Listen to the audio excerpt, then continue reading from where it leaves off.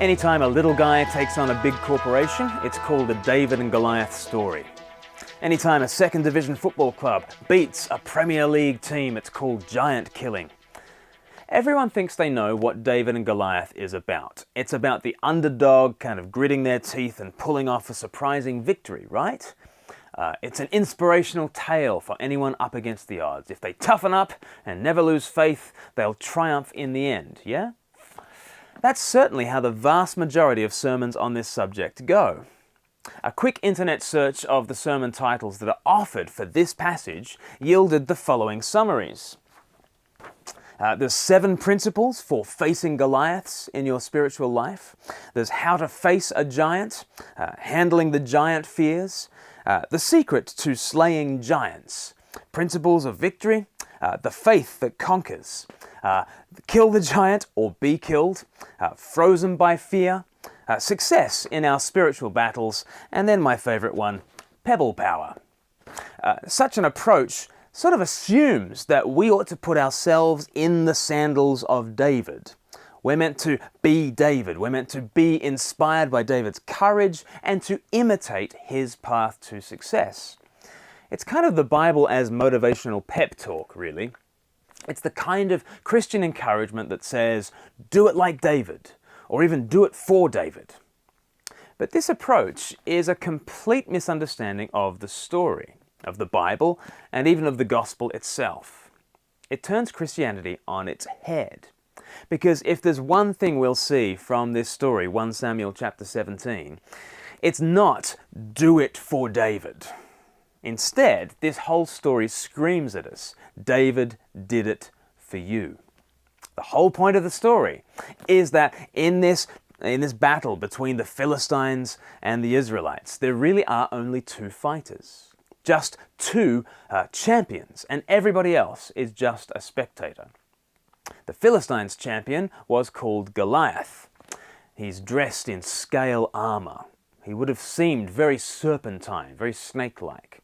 And he is the head of the house of the wicked. This man is over 9 foot tall. This is not natural, is it? He's a supernatural enemy who taunts the people of God day and night. That's what verse 16 says. He pictures for us the devil, who Revelation 12 tells us accuses us day and night. Here's what it says in 1 Samuel 17 from verse 8. Goliath stood and shouted to the ranks of Israel, "Why do you come out and line up for battle? Am I not a Philistine, and are you not the servants of Saul? Choose a man and let him come down to me. If he is able to fight and kill me, we will become your servants. But if I overcome him and kill him, you will become our servants and serve us."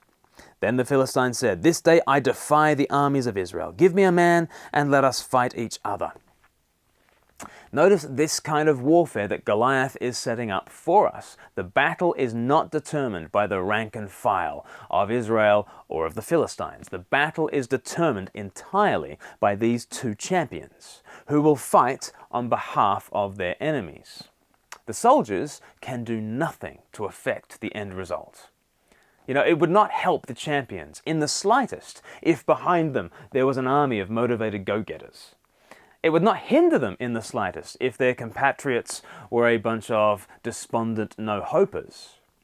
The Israelite army could have its own cheerleading squad, shouting the most inspiring chants known to man, or they could be asleep. It doesn't matter. It doesn't matter. The outcome of this battle has nothing to do with Israel's strength, or nerve, or willingness, or faithfulness. All that matters is the victory of the champion. If their champion wins, the whole nation wins.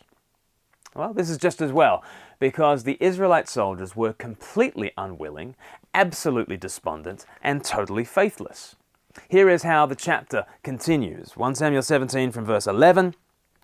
On hearing the Philistines' words, Saul and all the Israelites were dismayed and terrified. Saul, the king, was meant to lead Israel in victory. He actually leads them in cowardice.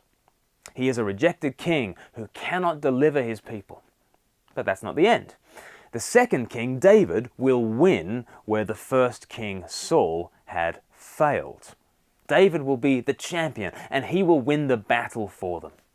So this whole chapter, it screams at us, you don't do it for David. You wouldn't do it for David. You couldn't do it for David. You didn't even want to do it for David. But David did it for you.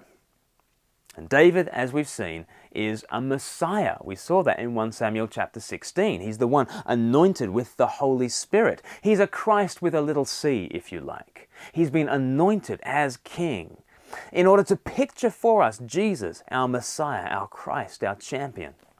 And there he is, stepping into the breach as God's choice. He faces down our mortal enemy in utter weakness, bearing just a slingshot. But in total dependence on the Lord, he wins the battle. It's the ultimate giant killing. And then what happens after he's slung the stone and the stone has sunk into Goliath's forehead and he takes the head of Goliath off, he lifts up the head to his forlorn brothers and the other Israelites. What happens? Well, in verse 52, we see what the troops see. These men had been cowering away from Goliath, completely dismayed and terrified, but then they see the victory of their champion. Verse 52, then the men of Israel and Judah surged forward with a shout and pursued the Philistines to the entrance of Gath and to the gates of Ekron.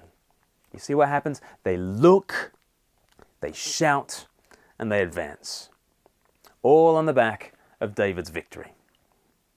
So friends, if we are not shouting for joy or advancing along in the Christian life, why might that be? Well, imagine a joyless, despondent Israelite on the day that David beat Goliath. What would be the problem? Well, it must be this, mustn't it? The soldier just hasn't seen the victory. Or they don't really understand their connection to David.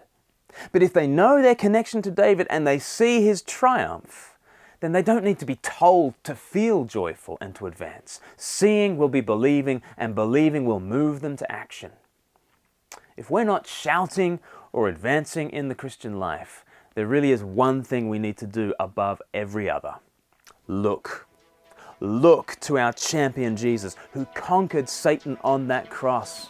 In apparent weakness, he won the victory, and he did it for us.